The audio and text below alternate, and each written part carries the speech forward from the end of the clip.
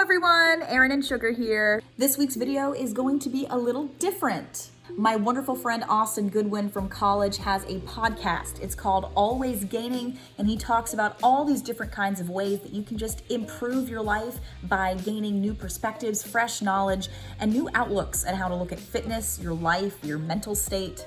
He had me on as the first guest on his podcast, and I was very honored. And we talked about the connection between journalism and fitness and how transparency and getting your information from multiple sources all interconnects. And we touched on body image and how it affects both the fitness realm and, of course, being a television journalist. Anyway, I'm going to show you a few snippets from that podcast right now. You can listen to the rest of that episode of Austin's podcast at the link in the description, and you can find the link to his entire podcast with other episodes too. His social links are down there too, so give him a follow, give him a like, and we hope you gain something from the conversation we had.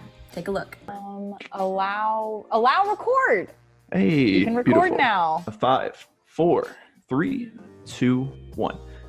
Hello, everyone. Welcome to the first episode in the guest series of the Always Gaining podcast. I want to introduce the first ever guest on the Always Gaining podcast, and I couldn't think of a more badass person to bring on, my great friend, Eryn Cooper.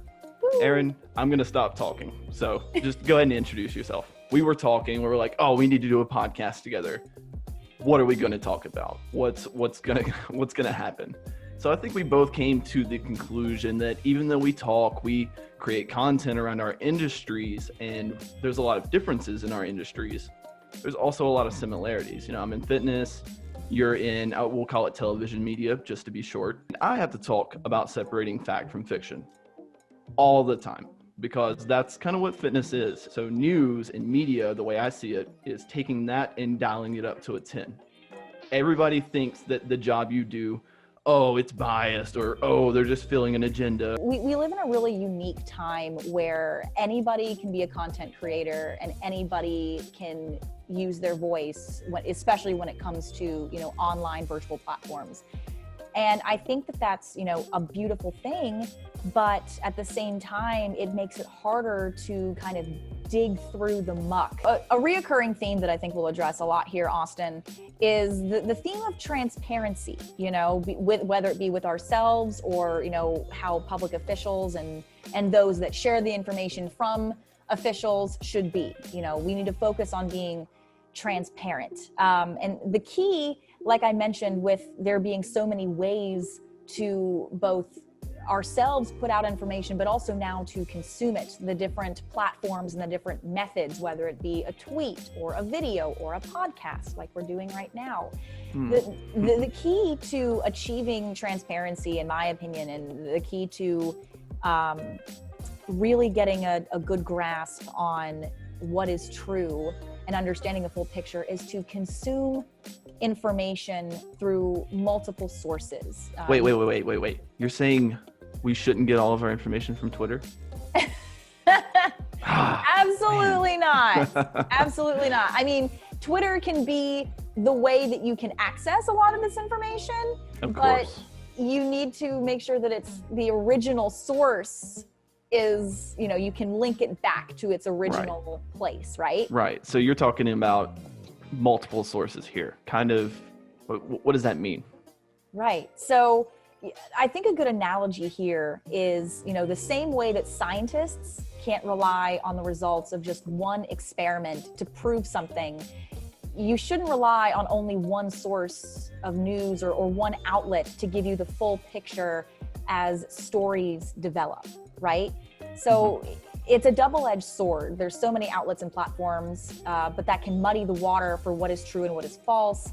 At the same time, you don't have an excuse for not getting a well-rounded or informed view because there are so many ways that you can find out what the truth is. Right. Someone that I've been fascinated with in terms of the way that, they kind of break down all of this, how do we find the best sources of information, is Melissa Zimdars, and she's an assistant professor of communication and media at Merrimack College in Massachusetts. And she actually made a list of how to be media literate. I'll run through some of her tips here that I thought were particularly helpful. If you're reading this story, No, we love lists. Go ahead. We love lists. You're going to want to look for direct quotes or lack thereof. You know, if it's a serious or controversial issue, there are more likely to be quotes and lots of them directly from whoever is saying or talking about the controversial thing.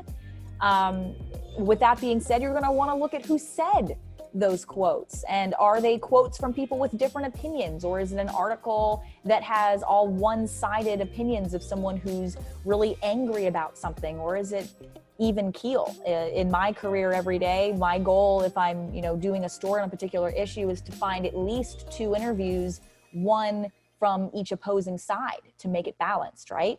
And your body image is the most manipulated variable in the fitness space for obvious reasons. The lack of self-efficacy and transparency that plagues the social media space. I don't care if you're in fitness or if you're in television media or anywhere. Self-efficacy, transparency. 2 most important things I look for in everybody that I follow. The other big key she hit on was getting information from multiple sources. The same thing can be said when you're learning about and applying topics of fitness. This is literally the overlap between fitness and journalism. I want to give a quick shout out to Danae Mercer. She is a freelance and health and travel journalist. She is based in Dubai, and she's also a media consultant, a content creator, a public speaker, and a quote, self-love activist. And, I love that there. And, she posts photos nearly every day on her Instagram account of her natural, unposed, relaxed body. Because she's in Dubai, she's in a very tropical place. She, is on the beach a lot. She's swimming a lot. And, so she's in a swimsuit a lot of the time. And when your body is unposed and relaxed, you're going to see wrinkles and rolls and cellulite, things that all of us have. We're humans. What?